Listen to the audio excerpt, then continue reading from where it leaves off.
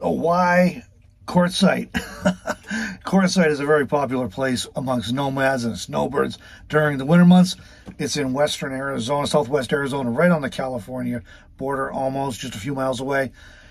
And a lot of people go there, depending which estimate you believe. It could be nearly 1 million. It could be more than 1 million. It could be nearly 2 million, but it's a lot of people.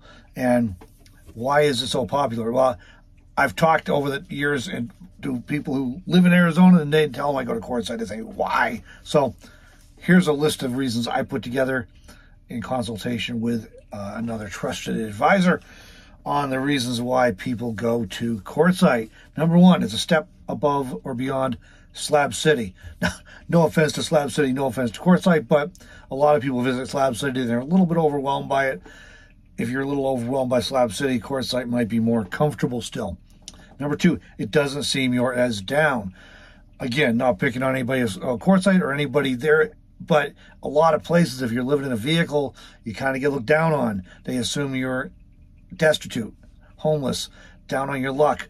And you go to Quartzsite, it don't matter if you're in a Class A motorhome that costs 6 figures, or if you're in a tent in a little car, or a tent in a bicycle. It's just cool, it's normal, and nobody worries about it. So it doesn't seem you're as down. Number three, even if you're in a car, you can fit right in at Quartzsite.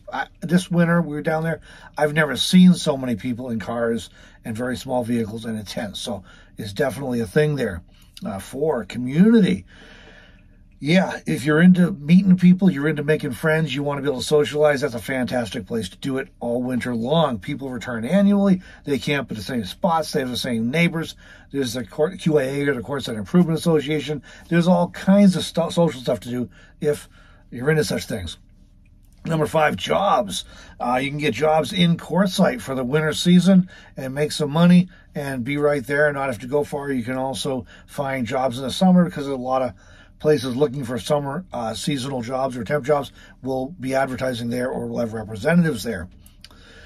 Walk everywhere from the LTVAs. You can stay in the long-term visitor area, the north or the west. Those are the two northernmost of the four that are below Quartzsite on the map, south of Quartzsite. Those two that are on the north side, you can literally camp right on the edge of town. I'm not exaggerating. And you can then walk right into town, and to a lot of the vendor tents and everything. You can easy walk to a job, or to just go look around and visit the vendor tents. Whatever you want to do, you can walk everywhere from one of those LTVA sites.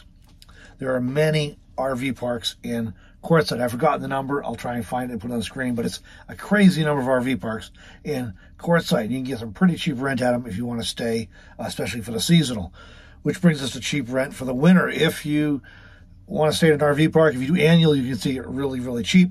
If you want to stay on the LTVA, you're paying $180 for 7 months. That covers you from September 15 to April 15. Now, I've never been there September 15. I've never been there April 15. It's a much shorter season for me in Quartzsite, but if you need to be there for a longer period of time, or if you can handle the heat for a longer period of time, you can stay really, really cheap, either at the LTVA or even in an RV park where you might have electricity, which would make the heat a lot easier to deal with. Everything you need. You might have to get creative, but it's got everything you need. There's a couple small grocery stores. There's a Family Dollar. There's a Dollar General, I think it is. All kinds of places. There's also, I just found this year, thanks to Melanie introducing me to it, there's a really cool discount grocery vendor in the tent. So you can actually shop in an open-air tent for groceries, and you can get some good prices. My experience seems like they're on average about Walmart-type prices, but in Quartzsite. And sometimes a little cheaper than Walmart, sometimes a little more. It's a little hit and miss what you find, but it's pretty cheap. Good way to save some money. So if you can get creative and shop the vendors and other things, you can basically find everything you need in Quartzsite. You can stay in a tent if necessary. They even have vault toilets. So if you're on the LTVA, you can stay in a tent. If you're in the other dispersed camping areas, you can stay in a tent. But even on the LTVA, they'll let you stay in a tent if you are within so many feet of the vault toilets. They have several sets of vault toilets on each of the LTVAs. So you got options, even if you're now. It can be windy, it can be cold, it can be wet, so be prepared for that. I would not personally recommend staying in a tent if you have options, but you can do it. You certainly can do it. There are worse places to be in a tent than Quartzsite, and I've camped in like South Dakota in Thanksgiving time when it was like 17 degrees or something in a tent. So that was definitely worse than Quartzsite, but it's friendly for the most part. Most folks are friendly. There's exceptions, just like anywhere. But for the most part, it's friendly. There are free and cheap showers in town, and a fair number of them. A lot of places that's hard to find. Pahrump, that's hard to find. Pahrump, Nevada, actually. So lots of options there if you need to get cleaned up. Vendor jobs. I mentioned jobs earlier. There are vendor jobs that may allow you to stay on and travel. I know people who have worked for vendors in Quartzsite, or some of these temporary jobs in Quartzsite were offered to continue on and travel. There's all kinds of funky stuff there. There's camel rides, there's food trucks, there's retail vendors, there's all kinds of other odd jobs you see pop up. There's like all kinds of things. Vendor opportunities. If you want to sell your own stuff, you do have to get a state tax permit, and you do have to get a vendor permit from the city of Quartzsite. It's a pretty quick and easy and inexpensive process, and you can set up your own booth and rent space to set up your own booth and operate as a vendor and potentially make some good income that way if you've got something to sell, or if you just want to connect with an audience or customers already.